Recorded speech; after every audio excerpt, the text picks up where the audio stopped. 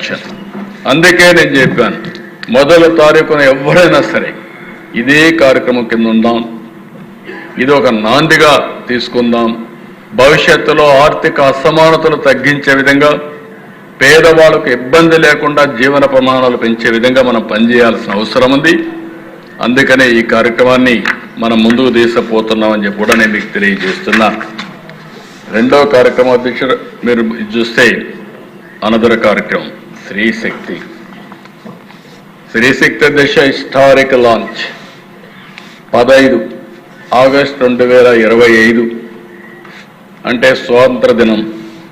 నా ఉద్దేశం మహిళలకు ఎంత చేసినా తక్కువ అవుతుంది కాబట్టి ఆర్థిక స్వాతంత్రం ఇవ్వాలనే ఉద్దేశంతో మహిళల్ని అన్ని రంగాలలో పైకి తీసుకొచ్చే వరకు ఈ ప్రభుత్వం అండగా ఉంటుందని చెప్పడానికే స్త్రీ శక్తి ఆగస్టు 15న ప్రారంభించాం.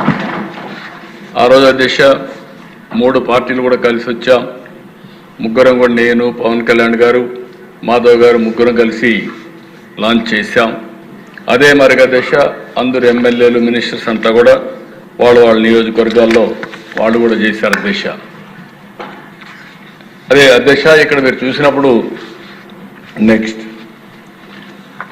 అన్ని బస్సుల్లో అంటే 74% ఆర్టీసీ బస్సుల్లో Palle Velugu, ultra Palle Velugu, city ordinary, metro express బస్సుల్లో ఫ్రీ బస్ని, స్త్రీ శక్తిని ప్రారంభించాం. అదే మరిగా దిశ రాష్ట్రంలో ఎక్కడైనా సరే విత్ ఇన్ ది స్టేట్ తిరిగే ఏర్పాటు చేశాం.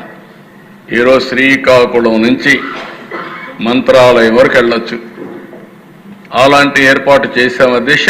కాబట్టి ఎక్కడా నిబంధనలు లేవు, అందరూ కూడా ఫ్రీగా తిరిగే అవకాశాన్ని కల్పించాం. 8,86,00,000 మంది ఉమెన్, గర్ల్స్, ట్రాన్స్జెండర్స్ ఈ ఫెసిలిటీని ఉపయోగించుకునే పరిస్థితికి వచ్చారు ఇప్పటి వరకు.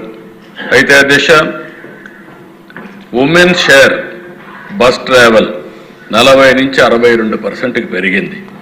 ఇంకొక పక్కన ఉమెన్ ప్రయాణం డబుల్ అయ్యే పరిస్థితి వచ్చింది. మొత్తం మీరు చూస్తే 9.47 లక్షల నుంచి పర్ డే 21,11,000 పెరిగింది.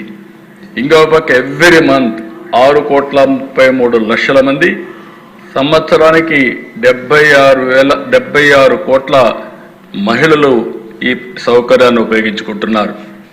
స్త్రీ శక్తి వల్ల ఆర్టీసీ ఆక్యుపెన్సీ కూడా పెరిగింది.